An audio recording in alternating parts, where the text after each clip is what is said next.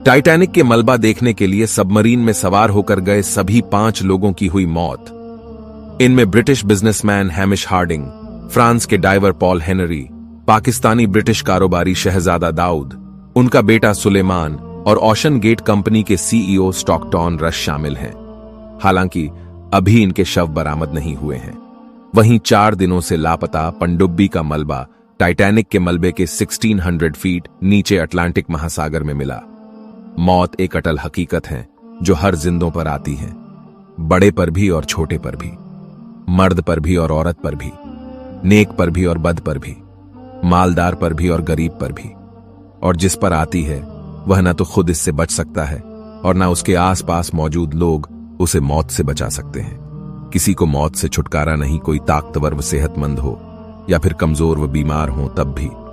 मौत अगर हुकूमत के जरिए टाली जा सकती तो फिरौन को कभी मौत न आती। मौत अगर वजारत के जरिए टाली जा सकती तो हामान को कभी मौत न आती। मौत अगर मालो दौलत के जरिए टाली जा सकती तो कारून को कभी मौत न आती। मौत अगर कुव्वते बाजू के जरिए टाली जा सकती तो रुस्तम व शोहराब को कभी मौत न आती। मौत अगर दवाओं के जरिए टाली जा सकती तो अफलातून व जालिनूस को कभी मौत न आती। मौत अगर हिकमत व दानाई के जरिए टाली जा सकती तो लुकमान अलैहिस्सलाम को कभी मौत न आती। मौत अगर वफाओं के जरिए टाली जा सकती तो कभी भी नेक बीवी अपनी आंखों के सामने अपने जवान खाविंद को न मरने देती। मौत अगर मोहब्बत के जरिए टाली जा सकती तो कभी भी मां अपनी गोद में पड़े अपने मासूम बेटे को न मरने देती। मौत बरहक है और हर जानदार को इसका मजा चखना है। इसकी वक्त, जगह और वजह सब तय है। अगर आपकी मौत खुदा ने समंदर की गहराई में लिखी है तो ऐसे हालात बन जाएंगे कि आप वक्त पर वहां पहुंचने के लिए दुनिया की सबसे महंगी और सुरक्षित टाइटन पनडुब्बी तक भी किराए पर ले लेंगे। शहजादा दाऊद हरक्यूलिस कॉरपोरेशन के मालिक थे, साथ ही प्रिंस चार्ल्स द्वारा गठित की गई charitable trust Prince trust international के सलाहकार भी थे। आप पाकिस्तान के सबसे अमीर तरीन इंसान थे जिन्हें टाइटैनिक का भयंकर वाला क्रेज था, और जब टाइटैनिक के मलबे को देखने का मौका मिला तो फौरन तैयार हो गए और अपने साथ बेटे सुलेमान दाऊद को भी ले लिया, जो हरगिज जाना नहीं चाहता था, जिसने अपने डर का इजहार अपनी फूफी से भी किया था, लेकिन बाप की जिद के आगे झुक गया।